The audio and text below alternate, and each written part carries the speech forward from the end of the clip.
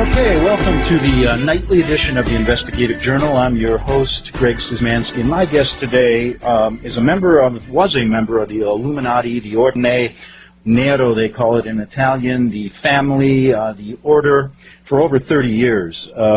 She left 10 years ago, has a story to tell that will put chills right through your body.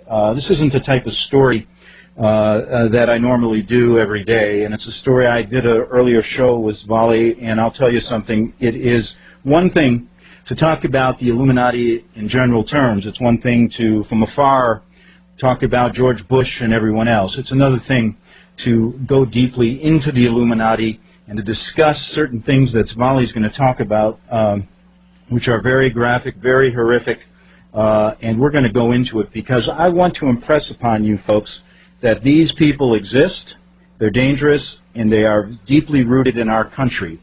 Now, 20 years ago, when I was covering stories, I'm a print journalist by trade, and I was working in Rome for 6 years. This was back in the early 80s, and I'll tell you firsthand, I learned from people there during a number of scandals that were going on that the heart of these problems is the Vatican. It all goes back to the Vatican, and I can say that without question. I met people there who told me about it. I met people who went through the same, one woman who went through the same induction ceremony as our guest tonight is going to tell you about. And I also talked about, back then, how they had talked to people who said they were deeply embedded in America. With that, I'm going to introduce my guest, and I might add, Svali's only granted this one interview today with me. She said she couldn't sleep last night. It was very difficult, and I really want to thank you, Svali, for coming on and sharing this, because I think it's going to help a lot of people, as my emails from this morning have showed. How are you tonight? Oh, good. How are you, Greg? Very good. I want to get right into this. You were born into the Illuminati, the family, the order. Tell us a little bit about your childhood and lead us into this induction ceremony in Rome, in the Vatican, when you were 12. Okay.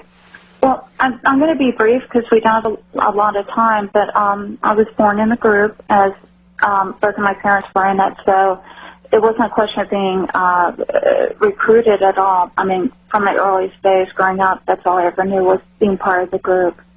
My training began at a very early age. It continued throughout my childhood, and by the time I was 12, in the group, normally a person's considered an adult by the age of 12, and right at the point of between 12 and 13, they actually do a formal swearing in into your adult role within the group. And for me, part of this was going to Rome. My parents here prepared me for it, but then I went to Germany because I'm with the German house. I was born in Germany, came to the United States when I was young. But because I belonged to the German house in Europe, I went to the German father's house, and from there went with him and the French father to the Vatican, and during that time went through a ceremony. It's a very horrible ceremony. I mean, there's a room beneath the Vatican that a lot of people don't know about. You go below the basement level there, and I remember going down the stairs, and there's a room there, and it's a round room, and there's 13 catacombs that lead into the room, chambers, and they had taken a mummified figure from inside the catacombs and placed them beside each of the openings in the room, and they told me at the time that the spirits of the departed fathers were washed over the ceremony because they really believe that their roots go back to Rome and even pre-Roman times. They then held a ceremony, and there was a gold pentagram on the floor, but above the pentagram there was a black stone table. And stay close to your phone, Sally, okay? Oh, Thanks. okay. Well, there was above the pentagram there was a black stone table, and it was made of a shiny stone, and there were gold, like at the end there were like little, I know you call it like little channels to collect fluid on each corner, and they were made of gold. And during the ceremony, they sacrificed a little boy, and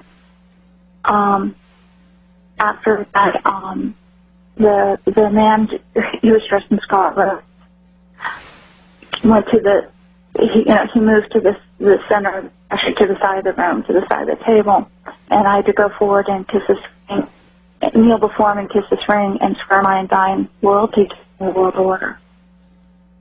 And now, stay close to the phone. Who was with you now in this when you were going through this ceremony? The French father, he represented the French house. The German father, he represented the German house. There were some other adults there too. Some were Catholic Church officials, and there were 2 other children as well who went through the ceremony. And you said there were 3 adults? There's more than 3 adults. There was probably about, I'd say, 9 adults in the room with us total.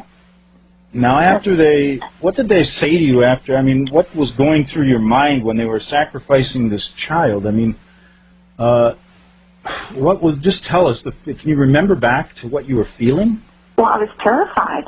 I mean, I was absolutely terrified. This is one of the most terrifying things a person can go through. So I remember just thinking, I can't wait till it's over. I can't wait till it's over. I can't wait to get through, It was like inside I kept, it's almost like you internally just talk to yourself or through it, like, I hope it's over soon, I hope it's over soon, I hope it's over soon.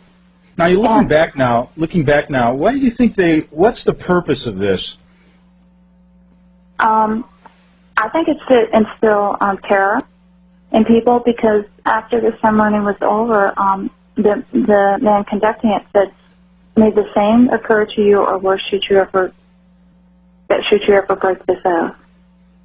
And at the time, I was so terrified that the thought of ever breaking that oath never even occurred to me, because I believed him.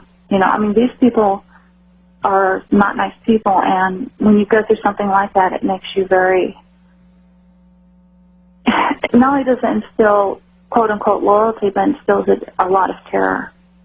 Well, like I told you before, when 20 years ago, when I was approached by someone in Rome when I was covering these stories, and they told me a similar story when they were a child, and basically echoed what you're saying about what went on in their ceremony. This woman eventually committed suicide jumping off the Vatican roof. Yeah. And let me tell you something. After that, I began researching this story in depth and found out some incredible things 25 years ago that are basically coming true now in this country. A couple minutes here before the break. Now, you left this you left this ceremony. You're 12 years old. Tell us who you left with and what happened afterwards then. Well, I left with the German father, and afterwards he praised me. He said, you did well, because I did everything I was supposed to do during the ceremony, and I didn't cry out or anything like that. And then we just went and we stayed at a local house. It was a wealthy person, and we stayed at the house, spent the night, and then we flew back to Germany the next day. And did he tell you anything about how you did or what they expected of you? No, before he had, but he just said you performed well, and he said this will help you rise in the family. Okay, Zvali, just stay right there. We're going to get back. We're talking to Zvali, a member of the Illuminati for many, many years on the Genesis Communication Radio Network.